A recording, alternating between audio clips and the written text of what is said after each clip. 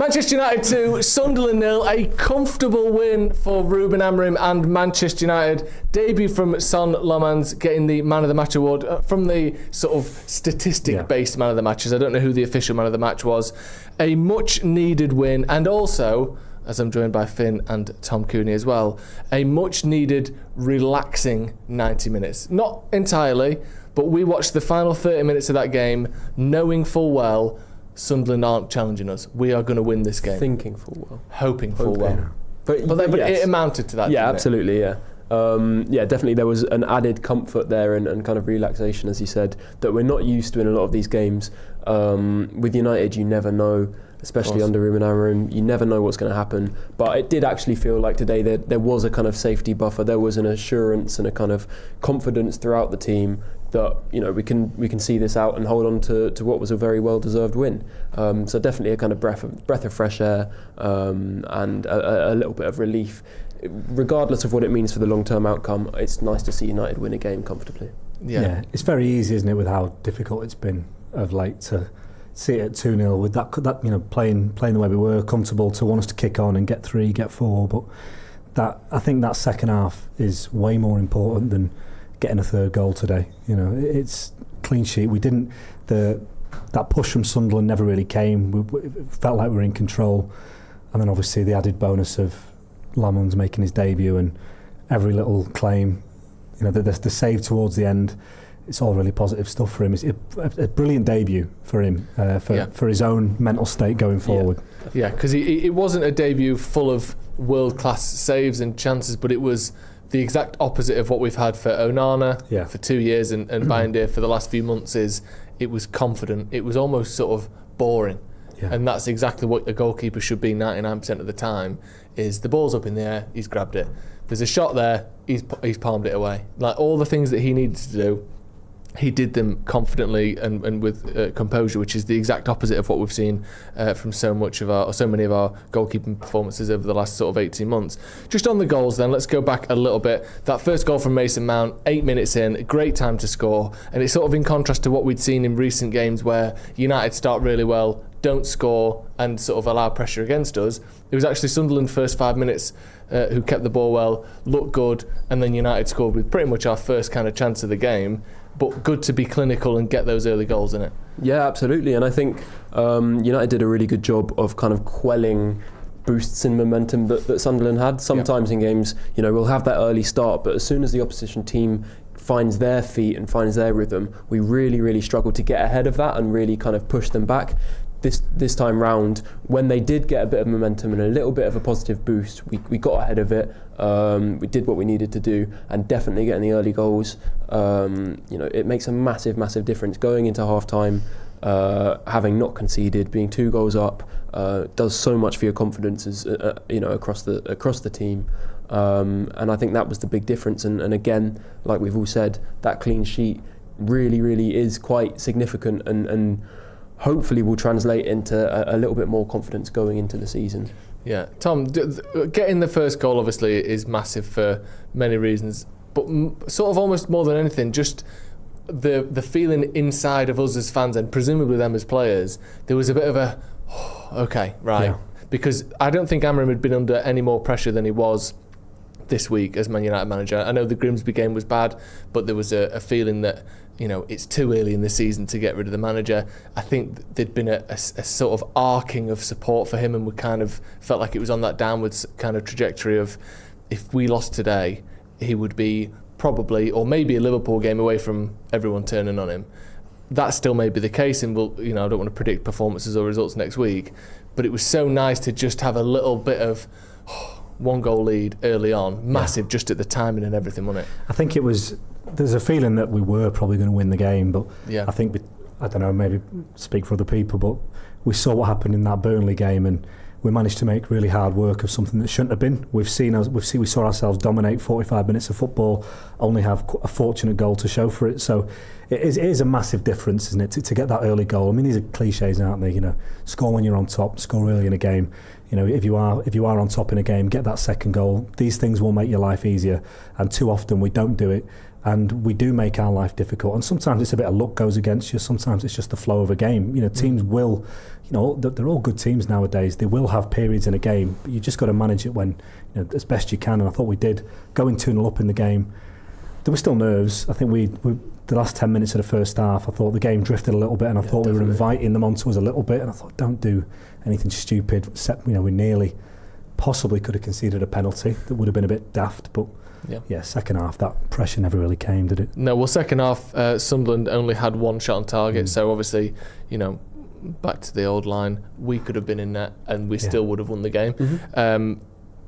Sesko getting his second goal in a week, which is really good.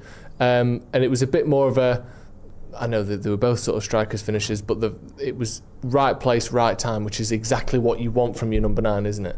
Yes, especially I think early days in terms of establishing a rhythm and a routine as a striker. It's important to just get goals early, and it's the easy ones that help you build that early kind of confidence. I'd much rather he was scoring every other game, and they were just simple tap-ins, being in the right place at the right time, rather than 1 in 10 games he'll score a screamer from 35 yards out. I think that's really important, and it's something that we've lacked from United strikers is seeing them just be in the right place, get on the end of simple balls, and tap home confidently for the easy goals, because they're the ones that add up across the season.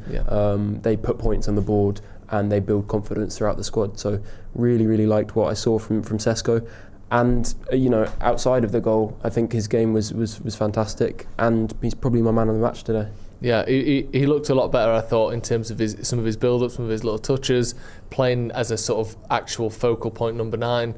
What did you make of his performance? Yeah, I would agree. I think he's a far better footballer than maybe some people realise, or maybe possibly he gets credit for. So many little things he did in the game. He's so tidy with the use of his body. Every time the ball goes into him, I've been watching. I don't want to dig out Rasmus Højlund, but we've watched a striker who every time the ball goes into him, it's a real battle, and sometimes you feel like that situations where it shouldn't be a battle, he was getting sucked into it. With Sesko, I just have this confidence when the ball goes into him one way or another, whether it's off his shoulder, his knee, he makes it stick, he gets the ball on the floor, and there was that nice little scoop drag that he did for Mbermo. These, that's proper quality play. It's not easy to do, and obviously he gets his goal, as you say. It's nice to. It's great to see him bang one in from 30 yards, but for what we want and what we need, more of that tap-ins inside the 6-yard box. Massively. Let's talk about Senna LAMMENS a little bit, because United's goalkeeping has been on the ropes a little bit. I mean, basically, for the last year or so of David De Gea's time, there's a load of questions about him. Then we moved to Onana, and he had some really good spells, followed by months of being first season Onana was all right. Yeah, other than the Champions League where he was woeful. Then he started the second season pretty well, and then again from that point on, basically was subpar from kind of December onwards last season. He's out. Bayindir comes in, and immediately his first game for Manchester United was the Tottenham game in the Carabao Cup last season. He lets a ball in from a corner. Palms one back into the centre of the goal that they score from, and we lose the match. He's since played another dozen or so games for United. Not everyone is as error-prone and error-strewn, should I say, as that first one, but he's never cemented or shown himself to be a goalkeeper that you can rely on. I don't want to say that LAMMENS has, because he's played one game, but already it's a more composed, promising start to his Manchester United career than Bayindir had in that cup game around sort of 10 months ago, isn't it? Yeah, there's a different kind of authority I think that he exudes compared to the other keepers that we've got in the squad. He feels more calm, he feels more in control of what's going on around him, and he commands his box. That's one of the big things. He gets up in the air and he can clearly make claims. Again, obviously it's really early days. He's made one performance in a United shirt, but going off the evidence, what we've seen, and also what we've heard about him playing in Belgium, there is something different about him that we've been really lacking. So I just hope that he can continue this way with a larger sample size, prove that he's got the qualities that we've brought him in for. But yeah, really refreshing performance, and I'm so happy for him, because I think there was so much pressure going into this. We've been wondering, when's the right time to drop him in? Should he be playing ahead of Bayindir, or should we give him time to settle? and it was clearly a good decision to throw him in today. In hindsight, I guess, because he's come away with that clean sheet, and now he can build some real confidence. Yeah. What did you make of him today? I mean, it must be the same for the players, but I know we don't know how it's going to go with him. We're hopeful it's only one game, but when he comes and claims that first ball, there's a feeling of, we're going to be all right, and that must exude to the defence. And then I think every claim he came for, he made, and he made it well. Mm-hmm. Now that's not to say he's going to go on and be an unbelievable goalkeeper this season. I'm sure he's young, and he may have some. He had a little issue, didn't he, where he got caught with him and Bruno, and maybe if that goes differently, he might have made contact, got booked, who knows. But certainly from the claiming perspective, that's something that I've been anxious about constantly. Every single time a ball goes into the box, there's a feeling of, is he going to hold on to this? Is he even going to get to it? Is that enough for a foul? Oh God, it's not. They're going to score. It's that every single time, and the relief the defence must feel after one game of he's been giving them he gave them no problems today. No. And long may it continue. Yeah, massively. I think one thing as well that I think will work in his favour compared to Onana, and obviously just overall performances is the main thing. But before Onana even came to Man United, when I watched him at Inter, when I then went back and watched more Ajax performances and did a bit more sort of looking and analysis of him, he has always been a really unorthodox just bloke. Like, he's not just the way he stands, the way he dives, the decisions he makes, the way he steps and comes back. I think you can look at Onana on paper, and even the outcomes of his decision making, especially at Inter, was very good, and he was a very good goalie. But when you actually watch him play, you think, what's he do? Oh, he's done a good save there. But with LAMMENS, he's one of the most sort of traditional, sort of sturdy, textbook looking goalkeepers. I think people will be keen, I think maybe other players even, but sort of pundits in the media will be, you can watch him for not very long and think, he looks like he knows what he's doing. And sometimes that can give you the confidence, especially with goalkeeping, as it's such a mental game, isn't it? A lot of these keepers play bad because it's their head rather than their hands that is getting in the way.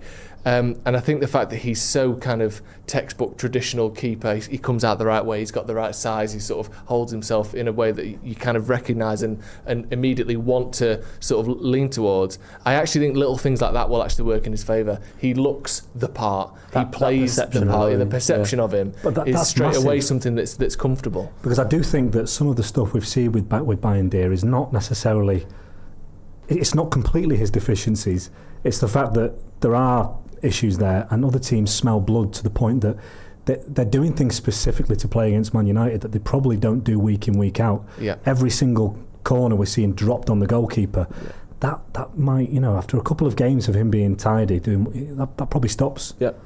Massively. It got to that point with De Gea, didn't it? You'd have corners against us and there'd be 4 people stood on it, and you just put it in that area. If someone gets a flick on it, it's a goal. Whereas you don't see that against other teams where they fear the keeper rather than sort of wanting to kind of exploit that. I don't want to do this, but I'm going to do it anyway. A bit of a look at the wider picture then, because obviously Amorim's future has been not just between fans, on the channel, across the newspapers. Amorim's answering questions on it. I know this doesn't fix anything, certainly doesn't fix things, but it's better than losing. It's what Amorim needed today, isn't it? Yeah, definitely. I'm quite inclined to keep my reaction specified to this game, because I think what we've learned from Amorim's tenure is one performance and one result never has any kind of clear correlation or bearing on the next result or the result before it. There's a lot of inconsistency and unpredictability, so I am reluctant to suggest or hope that this positive result means anything different for the future, although I'd love that to be the case. I'd love for this to be some sort of starting point. Maybe LAMMENS coming into this team, I don't want to exaggerate his influence, but maybe that could be seen as some sort of kind of turning point and stabilising point. But Sesko obviously getting off the mark. Getting back-to-back goals in back-to-back games. These are great positives, and I'm very, very happy with the result and the win and the performance actually. But for now, we'll wait to see what happens in the next game. Obviously, it's a massive game. Liverpool being the who's after Liverpool? I think it's Brighton after Liverpool. Right. I'm just going to double check. But yeah, obviously, like I said, nothing changes massively on this. But 2-0 the other way. and this would be a very different conversation. Disaster. I mean, that's the little bit of hope, isn't there? That maybe you're holding on to what you can at this point, but perhaps some of the things that the moves that we've made to fix, to change our fortunes were a little bit late in the day. We've gone into the season a little undercooked, without the goalkeeper, with a striker that maybe wasn't ready to hit the ground running. I don't know, maybe we're in a different place with that now, and hopefully we can see it's not going to be win-win-win. No, that's not going to be the case. Yeah. No, but if we can put in a good performance against Liverpool, and then whatever result comes off the back of that, and then follow that up with a couple more, then maybe we can hurt Liverpool. We can 100%. Especially in their everyone's hurt them so far state this season as well. And I think the thing with Amorim is, like you said, it's not going to be flick the switch and everything's different. If there is to be a future with Ruben Amorim, which this result doesn't massively change anything, it's going to be stuff like this. It's going to be, actually, that was comfortable. And then we put in a really good performance against Sunderland, and then we beat Brighton. And then, and it's going to be a steady reworking of the last 3 or 4 games ago. We were quite good for this. And even though it was only 4 points from 3 games or whatever, it's going to be a gradual thing. And I think we just have to sit through it and hope that United can put some performances together where you can look at the end of the game like we have done today and go, we really deserve that. Let's move on to the next game. That's all we can ask for, really. It's helpful they've come out and they made a statement, didn't they? I think it was a sort of brief to the press. Yeah. Whatever you think of it, it's helpful because you don't need to. It's not nice going into games knowing that the manager could be losing his job. Yeah, we know it's there in the background. He can't just keep losing games, but. Put a pin in it for now. We've got a few super chats. Lacho says, "Oh my God, LAMMENS was so good. I feel so confident. I have Edwin van der Sar vibes from that dude. Good days are coming. So happy with the win." That is a fantastic super chat. Yeah. It's just loving the moment. And you know what? I respect it.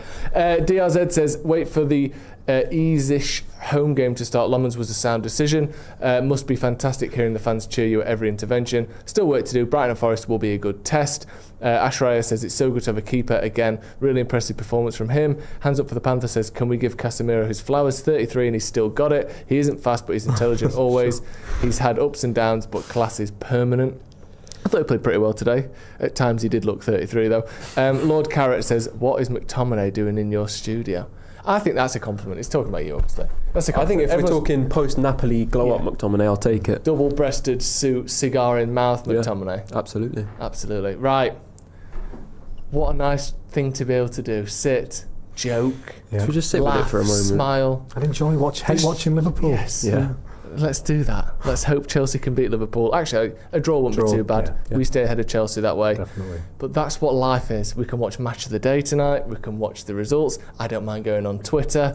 What is this feeling? It's absolutely fantastic. Thank you, Finn. Thank you, Tom. It's been great to watch the game with you. Thank you to everyone at home. Thanks for your super chats and for joining in. Manchester United 2, Sunderland 0. A comfortable win for Ruben Amorim, and we don't get to say that very often. We'll see you in a bit.